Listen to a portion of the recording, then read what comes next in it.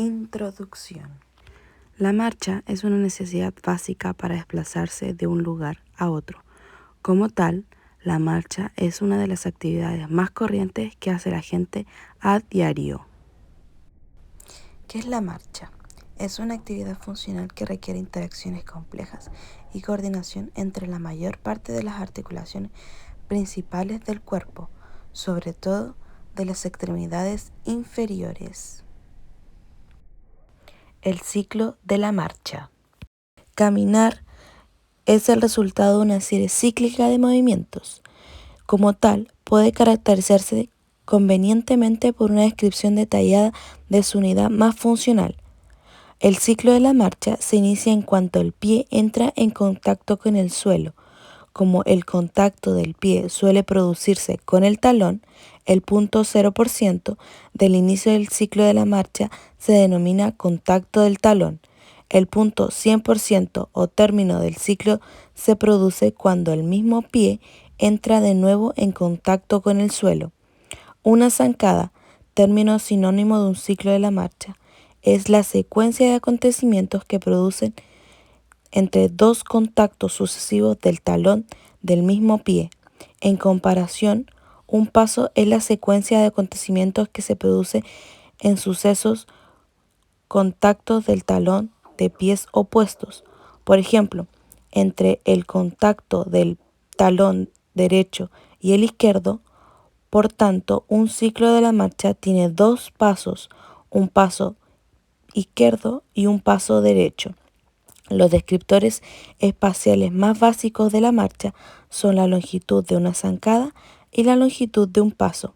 La longitud de una zancada es la distancia entre dos contactos sucesivos del talón del mismo pie.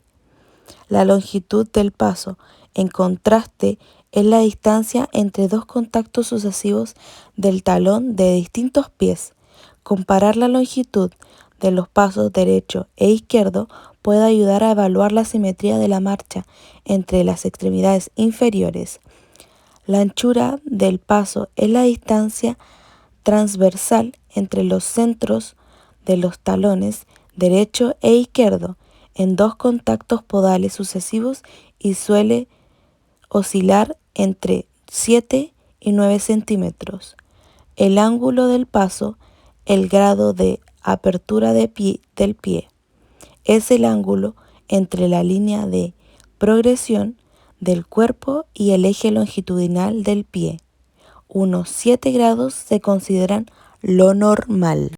El ciclo de la marcha se compone desde el inicio del ciclo de la marcha, es decir, el 0% del ciclo, hasta el 60% aproximadamente del ciclo, tenemos la fase de soporte. La fase de soporte es conocida en inglés como stance. Desde el 60% del ciclo hasta el 100% del ciclo, que sería el final, tendríamos la fase de balanceo, la cual abarcaría un 40% del ciclo de marcha.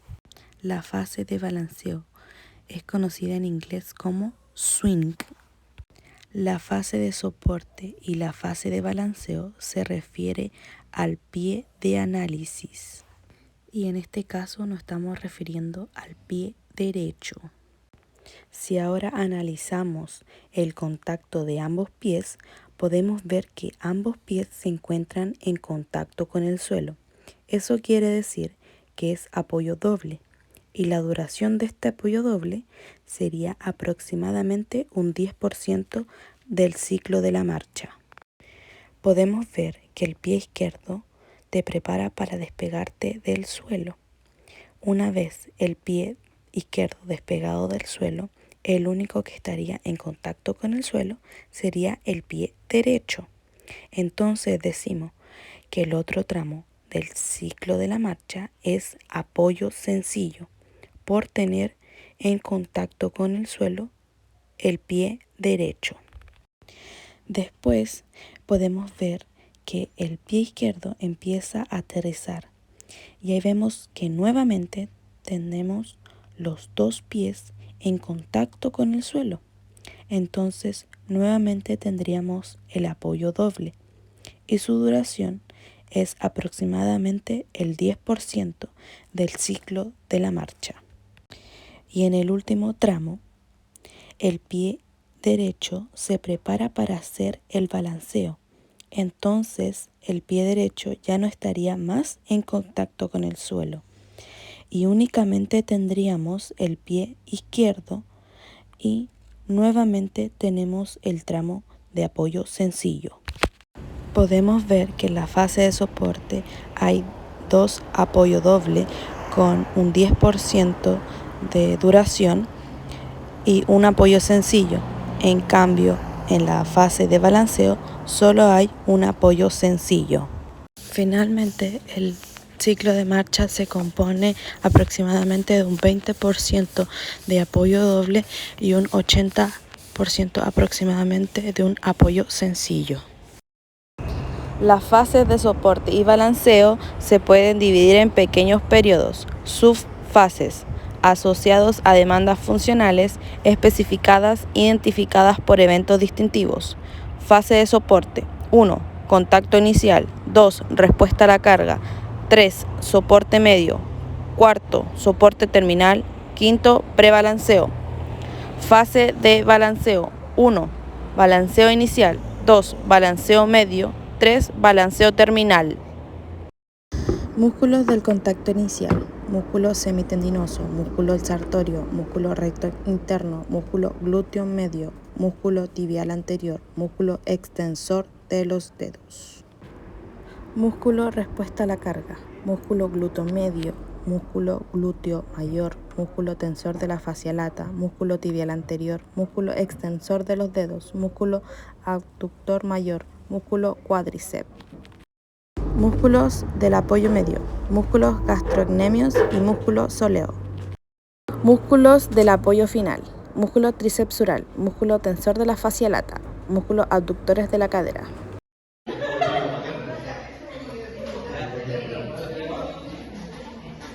¡Córrete!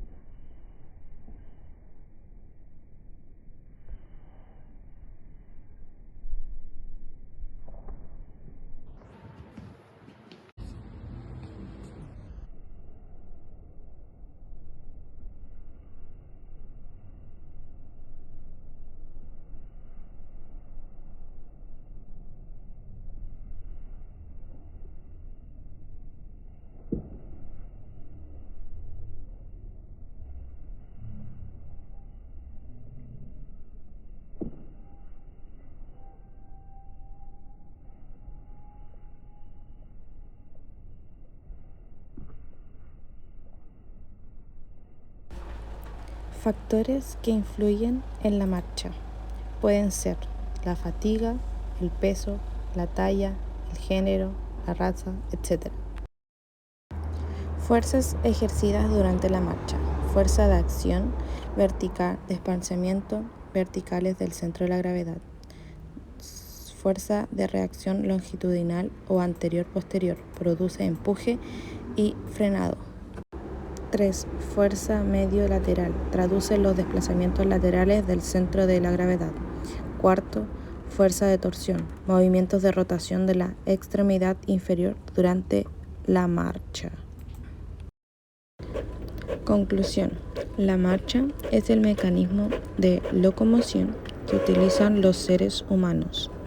Se basa en la biomecánica dinámica, que comprende la cinemática y la cinética. Por tanto, que para comprender la marcha humana será necesario realizar ambos, es decir, el movimiento de las estructuras del cuerpo humano y las fuerzas, tanto internas como externas, que los producen. También podemos concluir que la marcha es un proceso de locomoción que presenta una eficacia, funcionalidad única, así como que cada individuo tiene un patrón determinado en su ejecución al realizar con menor esfuerzo o menor gasto energético, con adecuada estabilidad y propulsión. También podemos ver que el patrón de la marcha se adquiere en la infancia y con la práctica el sistema neurosensorial lo convierte en un proceso de adaptación que genera comandos repetitivos de controles motores que le permiten al individuo caminar sin esfuerzo consciente. El componente motor de la marcha es un niño, adulto o anciano. Es el resultado de una interacción de varios factores que intervienen en los diferentes campos de conducta.